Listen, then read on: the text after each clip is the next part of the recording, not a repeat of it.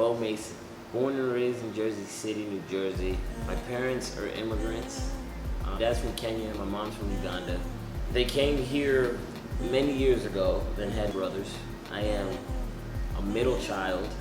Singing for a long, long time. My mom used to make us all sing in church, like triplets at the time. We were all the same height, so we all sang and people loved it. My mom made us match, and it was the worst, but eventually it was only me singing up there, and decided to take it, I guess, more seriously up until about high school. So what I would do is I would listen to a lot of the different artists that I enjoyed. My mindset was, if I could sound like this artist that everyone enjoys, then, you know, they'll like me. Well, at that time, my greatest inspiration, I'm inspired by a whole lot of things. I really like Marvin Gaye, soulful, and just seemed real, you know? He just seemed like real, and his music, and I feel it. I feel it. But at the time, it was actually Jamie Foxx. That was one of the first artists that I really got into. I was watching his TV show too at the time, so I saw that this guy was funny and he could sing, and he went to school for, I think he went to school for music too, because he plays piano really well. So my older brother Zeb, who actually helps produce a lot of the music and write too, he's the one that put me on all these things. He's the one that told me that if I wanted to be an artist on my own, I couldn't sound like Jamie Foxx. Jamie Foxx at the time, I was like, this guy has a real soulful voice. And he also had a song where he said she wants a Marvin Gaye, Luther Vandross, literally, never set this party right. And I was like, wow, that's good. I studied his music for some time, and then I did some research. My parents aren't from here, so they didn't know a lot about, I guess, pop culture or American music, so I had to do a lot of studying for myself. My mom loves Michael Jackson, so he's an artist that I knew about. She loved him.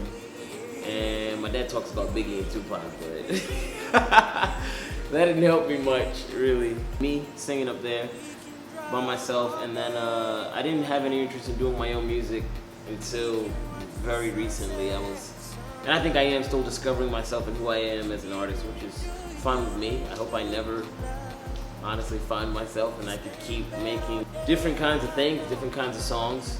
No, I don't write all my music. My brother helps me, and my boy Ron helps me sometimes too. So my brother Zeb helps, and I really started doing most of my music, and I guess to help me, my brother's doing the masters right now. So he went away to school. He wants to be, if the music takes longer than expected, he wants to go to med school, which is great. I did go to school. I graduated with a degree in biology, so anything you have on me is wrong. I'm a biologist, is what I call myself. I graduated biology. I did realize that I didn't want to do it long term very late, so I decided to just finish and then focus on my energy. I went to Kane University, and I think it's Union or Elizabeth, Union, New Jersey. It was, I don't regret it at all just because of the people that I met, but I guess shouts out to having a degree, right, as a young African American male. Happy and thankful for my parents for pushing me to finish, because there was a time where I didn't want to finish. Right at the end, I had organic chemistry left, and I didn't want to do Orgo 1 or Orgo 2, but my mom and dad encouraged me to finish and then focus on my energy on doing music. I decided to do my own music very late. I put out my first original group of music a year ago. It was a mixtape called So Help Me God. 4 songs which are on the project that I made to deal with my dad. Fast forward to a year later, I made a deal with my dad after I put the project out. And before that, I put the project out and no one was listening. My dad was telling me that, you know, you're wasting time at this point. You know, you put so much effort into this thing that no one listens to. So just give it up and do something more realistic, you know, with lack of better. So like I said, he's from a different time and a different place. So the arts isn't something that's realistic to him, really. I told him, all right, I will quit music, but before I quit music, I will only quit if, you know, you don't really help me the way I feel like you should, because I did feel like I didn't have the support I should have. Parents, you hear all these stories about parents packing their bags and moving with their kids to wherever they need to be to, you know, achieve their dreams.